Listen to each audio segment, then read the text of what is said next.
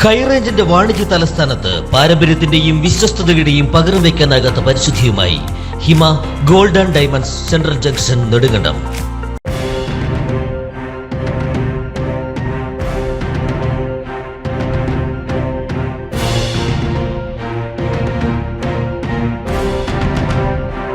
ദേശീയപാത നവീകരണത്തിന്റെ ഭാഗമായി മണ്ണെടുത്തതിനെ തുടർന്ന് അടിമാലി കൂമ്പൻപാറയിൽ 2 വീടുകൾ അപകടാവസ്ഥയിൽ. പാതയ്ക്ക് വീതി കൂട്ടുന്നതിന് മണ്ണ് നീക്കം ചെയ്തതിന് പിന്നാലെ പെയ്ത കനത്ത മഴയിലാണ് ഇവരുടെ വീടിന്റെ മുൻഭാഗം ഇടിഞ്ഞുപോയത്.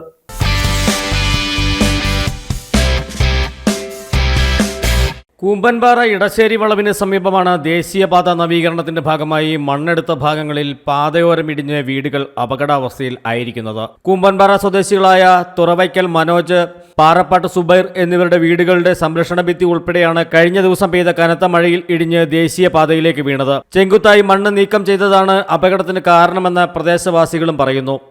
നമ്മുടെ സംരക്ഷണ ഭിത്തിയുടെ സൈഡൊക്കെ എടുത്തു കഴിഞ്ഞപ്പോൾ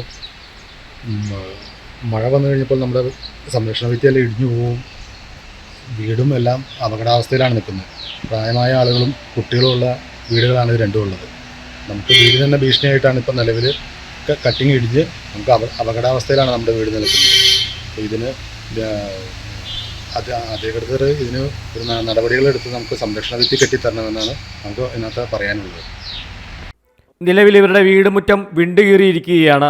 ഇനിയും ശക്തമായ മഴ പെയ്താൽ വീട് ഉൾപ്പെടെ ദേശീയപാതയിൽ പതിക്കുമെന്ന ഭയത്തിലാണ് കുടുംബങ്ങൾ ഇവിടെ അന്തി ഉറങ്ങുന്നത്.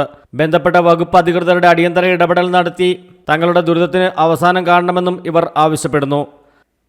Justin Kulangara, AM news network, Adimali. കുഞ്ഞിളം ചിരിക്കായി കുന്നോളം കരുതലേകാൻ ബേബി ഹഗ്. കുട്ടികൾക്ക് മാത്രമായുള്ള കുട്ടികളുടെ ലോകം ഇനി നെടുങ്കണ്ടത്തിന് സ്വന്തം. ബേബി ഹഗ്, കോടതി ജംഗ്ഷൻ, കിഴക്കേ കവല, നെടുങ്കണ്ടം.